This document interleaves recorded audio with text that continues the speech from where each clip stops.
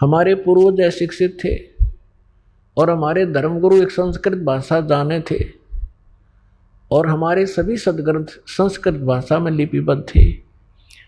इन मंदबुद्धियां के कुछ समझ मत आई नहीं, अपनी लोक वेद दंत कथा सुनाते रहे और नाम इन सदग्रंथों का लेते रहे कि हम इन सदग्रंथों से ही आपको ये तत्व ज्ञान सब ज्ञान सुना रहे हैं कि ब्रह्मा विष्णु महेश के कोई माता पिता नहीं, अजरो अमर हैं, सर्वेश्वर हैं, महेश्वर हैं, ये सभी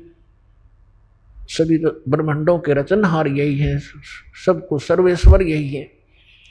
और फिर कोई विष्णु जी को सर्वेश्वर, कोई श्री राम जी को सर्वेश्वर, कोई श्री कृष्ण जी को, कोई भगवान शंकर को, कोई देवी को, कोई सिर पैर नहीं था हमारा। अब उस समय तो हमें ये बात जच गई उन नकली गुरुओं की कि कबीर जी अशिक्षित हैं, ये सदग्रंथ तो नहीं जान सकते, और जो कुछ भी ये कह रहे हैं हमारे देवताओं के बारे में, इनकी उत्पत्ति के बारे में, ये सारी झूठ है। और जिससे उनकी दाल गली रही, क्योंकि उनको खुद मालूम नहीं था सदग्रंथों में लिखा क्या है।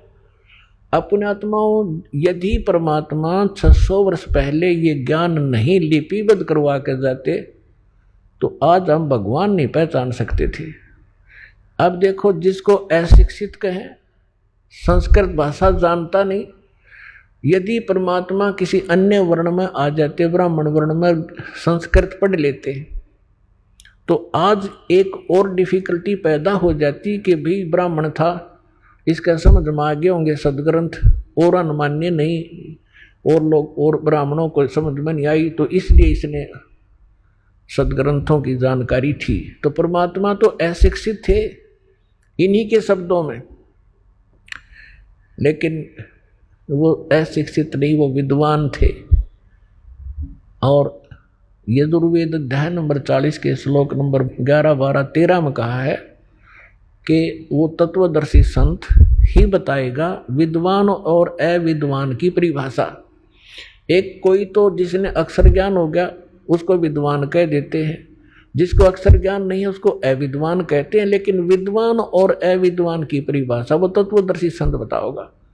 तो पुण्यात्माओं, ये संस्कृत भाषा ने जान कर महर्षि पाक रहे थे, विद्वान पक गए थे, और कख पता नहीं था कि एक भाषा से विद्वान होते हैं। अध्यात्म मार्ग के अंदर अध्यात्म ज्ञान से विद्वान होते हैं, भाषा कोई भी हो।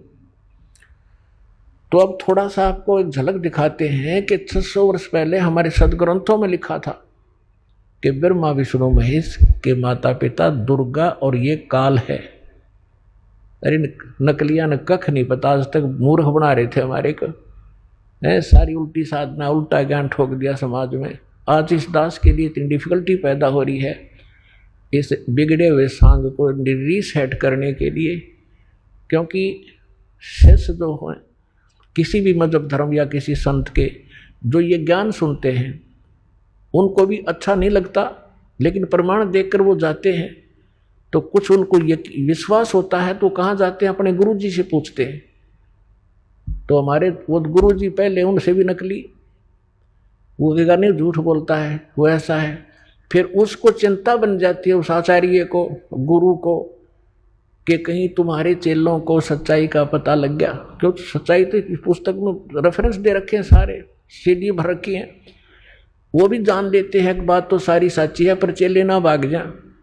अब उनको ये चिंता बनी हुई है, लेकिन अब समय आ लिया है, ये तो चिंता बनो चाहे ना बनो, ये चेले तो सारे यहीं आने हैं एक दिन, थोड़ा समय बेशक लग जाए।